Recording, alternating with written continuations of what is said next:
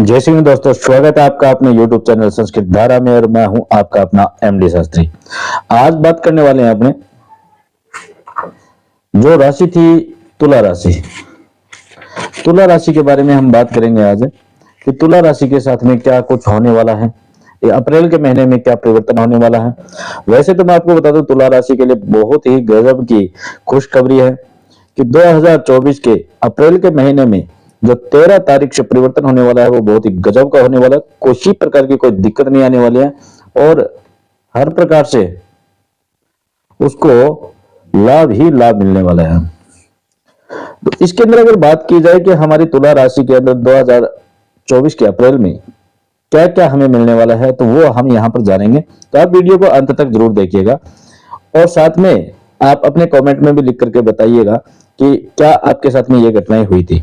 जैसे मैं बात कर लेता हूं कि तुला राशि वाले जो लोग हैं वो अभी तक जिस प्रकार की परेशानियों से परेशान रहे होंगे, क्योंकि उनको परेशानियां बहुत रही होगी, उनकी समस्या बहुत रही होगी। शारीरिक समस्या हो सकती है, आर्थिक समस्या हो सकती है, घरेलू समस्या हो सकती है, ये बहुत ज्यादा समस्या रही होगी उनके, और उनको बहुत ये कह सकते हैं कि जीवन के अंदर दुख भी झेलना पड़ा होगा। अब जो आने वाला समय है 13 अप्रैल के बाद में, वो आपके लिए बहुत ही बेहतर होने वाला है और जो आपको हर प्रकार की सुख और समृद्धि भी देने की पूरी पूरी कोशिश करेगा। अब परिवर्तन क्या होने वाला है तो मैं आपको बताना चाहूंगा कि इस बार 2024 के 13 अप्रैल को आपका जो कहते हैं कि चंद्र राशि मान लीजिए या फिर किसी प्रसिद्ध नाम से मान लीजिए, आप अपने नाम से भी जान सकते हैं। जैसे किसी का नाम अगर तुला राशि के ऊपर हो या फिर किसी की तुला राशि ही हो, तो उसके माध्यम से आप इसके बारे में पूरा सुन सकते हैं। क्योंकि यहाँ पर संसार के अंदर कोई एक तो है नहीं तुला राशि का, बहुत सारे लोग हैं। तो लगभग ये मान सकते हैं अपने कि 90 से 95% तक ये जो चंद्र कुंडली जो होती है, गोचर के माध्यम से जो देखा जाता है, वो पूर्ण रूप से प्रभावी होता है। तो यहाँ पर जो बात की जा रही है ना, ये बात की जा रही है तुला राशि की। कहते हैं कि तुला राशि वालों के लिए सबसे शुभ फल इसलिए है क्योंकि जो भगवान सूर्य नारायण भगवान है, उनका परिवर्तन होने जा रहा है।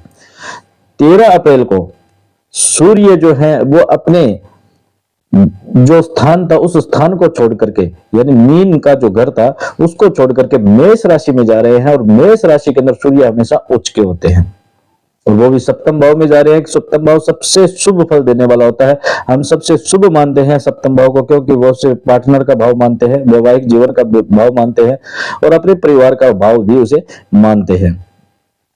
कहते हैं कि मेष राशि के अंदर जाएंगे और सूर्य वैसे भी सभी ग्रहों का राजा कहलाता है, तो राजा वहां पर विराजमान होंगे और खुद उच्च पद के ऊपर या अपने उच्च घर के अंदर विराजमान हो जाएंगे। अब बात करते हैं कि ऐसा क्या परिवर्तन होने वाला है। कहते हैं कि सूर्य की मेष राशि में सप्तम भाव में आकर के जो परिवर्तन कर रहे हैं वो 13 वर्ष के बाद में कर रहे हैं। इससे पहले 13 वर्ष तक और ऐसा कोई परिवर्तन नहीं आया था। तो क्या परिवर्तन आ रहे? कहते हैं कि सूर्य भगवान तो 13 तारीख को मेष राशि में आ ही रहे हैं, परंतु उनका स्वागत करने के लिए जो बैठे हुए हैं, वो कौन बैठे हुए हैं वहां पर? कहते हैं कि जो देवताओं के गुरु कहलाते हैं, बृहस्पति देव जो होते हैं, वो वहां पर विराजमान है उनका स्वागत करने के लिए। और सूर्य और बृहस्पति का जब मेल होगा, जब उनकी युति होगी, तो कहते हैं हमें हर प्रकार से सुख और समृद्धि प्राप्त होगी। क्योंकि सूर्य जो है वो मान प्रतिष्ठा सम्मान का प्रतीक होता है, माता पिता का प्रतीक होता है, गुरु का प्रतीक होता है, प्रतिष्ठा का प्रतीक होता है और बुजुर्गों का प्रतीक होता है। ठीक है। और दूसरी बात, अगर गुरु की बात कर ली जाए तो गुरु हमारी विद्या का, ज्ञान का, विवाह का और हमें धन और समृद्धि का प्रतीक होता है, हमारी बुद्धि का प्रतीक भी होता है। ये हर प्रकार से हम देखना चाहें तो बृहस्पति और सूर्य दोनों हमारे लिए बहुत ज्यादा इंपॉर्टेंट हो जाते हैं। अब तीसरी बात है अगर हम कर ले कि वहां पर परिवर्तन किसी और का भी होने वाला है। हाँ, तो कहते हैं कि वहां पर परिवर्तन ऐसे हो गया क्योंकि मेष राशि जो है ना वो मंगल की है। मंगल की मेष राशि होने के कारण सूर्य भगवान के मित्र भी मंगल है और सूर्य भगवान के मित्र मंगल होने के कारण जो अपने मित्र के घर में अगर उच्च का होकर के बैठेगा और वो भी राजा होगा, तो ये मान लीजिए वो क्या किसको कुछ नहीं दे सकता है, सब कुछ दे सकता है वो। यानी आपकी जो समस्याएं हैं वो अब 13 तारीख के बाद में धीरे धीरे करके समाप्त होने वाली है। विद्यार्थियों के लिए सबसे ज्यादा बेनिफिट क्या है? विद्यार्थियों के लिए मैं बताना चाहूंगा कि विद्यार्थियों को सबसे अच्छा फल मिलने वाला है। जो उन्होंने मेहनत की है, आज तक उनको जो रिजल्ट नहीं मिल रहा था, वो अगर इस वर्ष में और इस अप्रैल के महीने में किसी भी प्रकार से अगर कोई एग्जाम हो रहा है तो उनको अच्छी सफलता मिलेगी, उनकी तीक्ष्ण बुद्धि काम करेगी।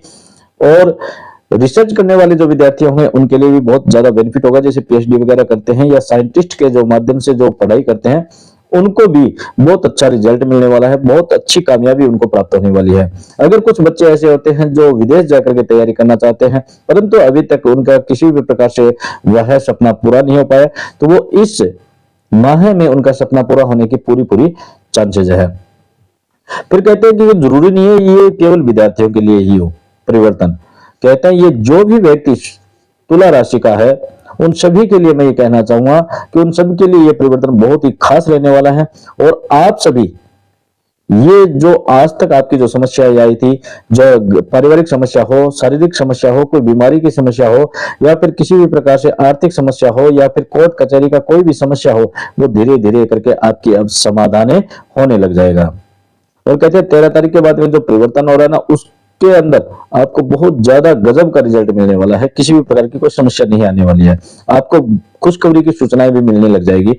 आपको आने वाले समय में 13 तारीख के बाद में आपको खुशखबरियां मिलेगी, यानी किसी भी प्रकार से मिल सकती है, वो चाहे आपके घर में मांगलिक कार्य की हो या फिर आपकी किसी उन्नति की हो या फिर हो सकता है कि आपको कोई बिजनेस के अंदर लाभ मिल जाए।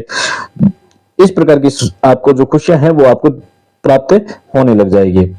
दूसरी बात हम बात कर लेते हैं यहाँ पर तुला राशि वालों के लिए। तुला राशि वाले जो लोग होते हैं उन्होंने क्या है कि जो पीछे जो भी अपनी वाणी के माध्यम से जो भी कड़वाहट पैदा की थी अपने भाई बंधुओं में, रिश्तेदारों में या फिर किसी भी प्रकार से अपने व्यवहार में, जीवन में, वो अब कुछ लोग ऐसे होंगे जो अपनी कही हुई बातों के माध्यम से ही पश्चाताप कर रहे होंगे।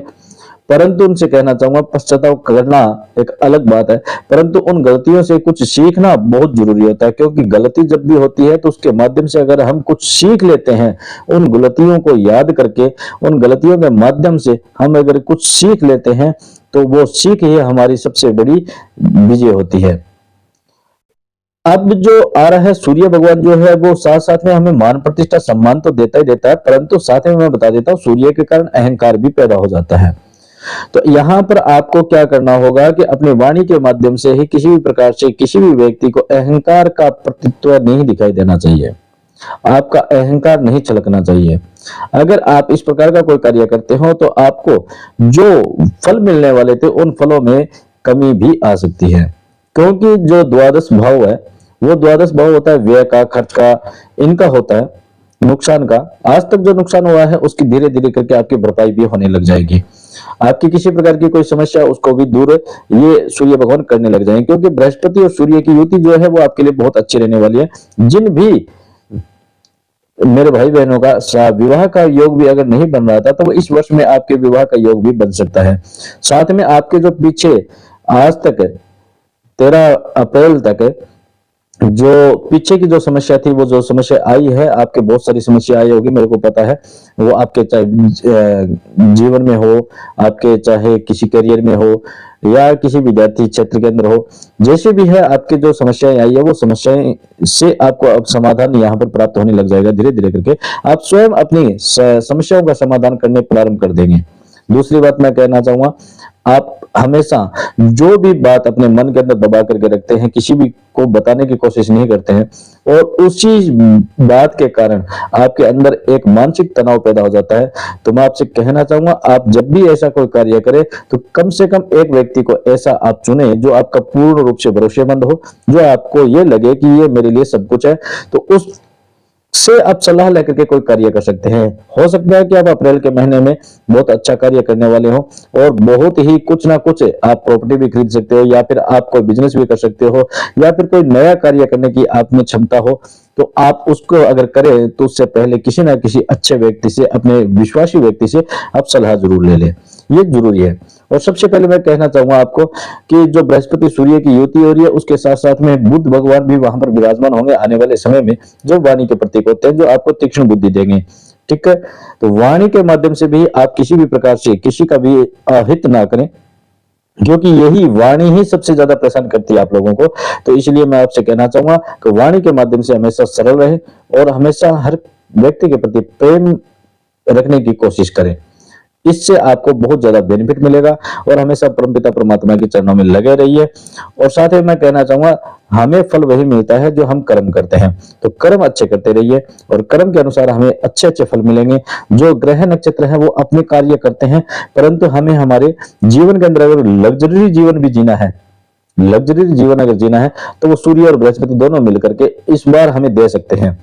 ठीक है, लेकिन उसके लिए हमें उसी के अनुसार ही मेहनत करनी होगी, उसी के अनुसार ही हमें लगन करनी होगी, क्योंकि मान प्रतिष्ठा सम्मान का, लग्जरी लाइफ का, इन सब का ये प्रतीक होता है। तीसरी बात मैं कहना चाहूंगा कि आप 13 अप्रैल के बाद में आपके मन में एक आध्यात्मिक रूप से ही एक प्रवृत्ति पैदा हो जाएगी और परमपिता परमात्मा के चरणों में आप अपनी पूरा ध्यान केंद्रित कर सकते हैं। आप परमात्मा के चरणों में जा सकते हैं, जिससे आपका आध्यात्मिक ज्ञान की बढ़ोतरी होगी, क्योंकि जो गुरु भगवान है वो क्या करते हैं, ज्ञान ही तो बढ़ाते हैं। तो आप गुप्त विद्याओं के प्रति आकर्षित हो सकते हैं। आप परमात्मा के चरणों में आप लग करके अपना बहुत सारे कार्यों को सफल बना सकते हैं और आप आध्यात्मिक के क्षेत्र में भी जा सकते हैं। ये सब आपके लिए लागू हो सकता है, परंतु इसके लिए आपको अच्छे कर्म करने होंगे। सबसे पहले झूठ नहीं बोलना होगा, सबसे मेन बात होगी आपको झूठ नहीं बोलना होगा।